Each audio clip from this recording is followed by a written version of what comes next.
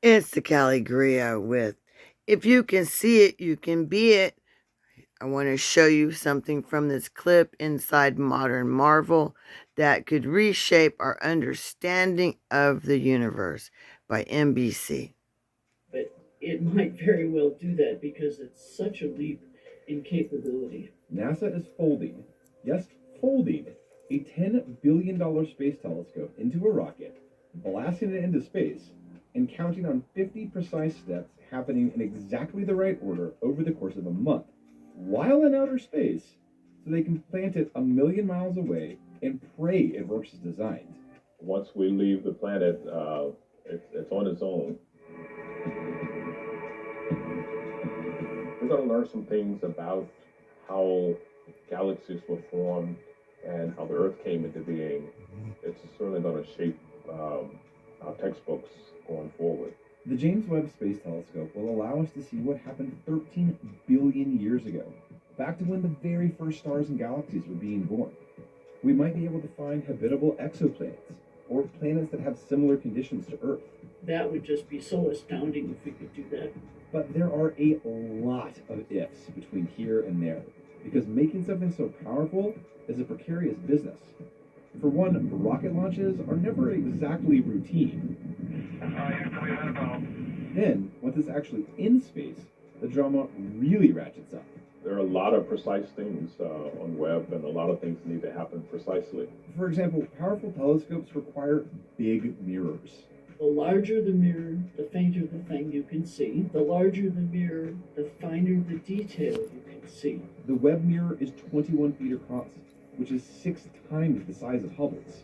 The mirror has to fold up for launch. It's too big to fit inside the rocket otherwise. To get 18 segments to act as one seamless giant mirror, the motors controlling each segment have to be adjustable down to millionths of an inch.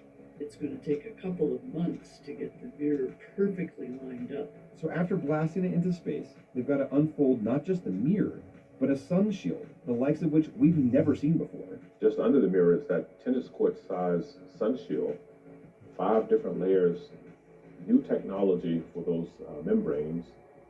That's the thickness of a hair on your head. And those 5 layers give us an SPF of over 1 million. In order to see deep into space, the telescope has to be extremely cold, hence the sun shield. That's also why they're sending it 1 million miles away. There are special points in space called Lagrange points, where the gravity from the nearby stars, planets, and moons essentially cancel each other out, meaning it requires very little fuel to stay in place.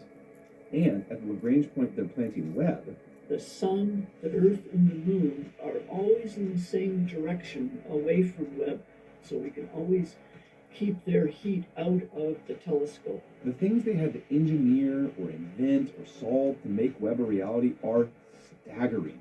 That's part of why it's taken so long and so much money to get this thing into space. Webb is about the same scale project in terms of dollars and people as building the Great Pyramid in Egypt. And that gives you kind of a sense that Webb is on a scale that's kind of a cultural undertaking and not just something for astronomers. Oops, sorry about that, you guys. It's the Caligria. I kind of nodded off right there when I was recording because I'm an insomniac. And it's the Caligria. I'm not going to bother editing it. It's going to go just like that. Just doing my thing in the middle of the night.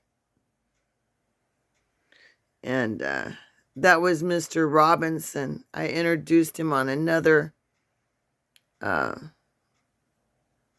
If you can see it, you can be it. Greg Robinson. I think it's Greg. And he's got several degrees in science and technologies, and yeah, he controlled satellites and stuff that were launched into space. And they call this a $8 billion project or $10 billion project that they launched out there. Well, he was in control of all that. So if you can see it, you can be it. And again, sorry for the little nod when I fell asleep and was still recording. It's a Caligria.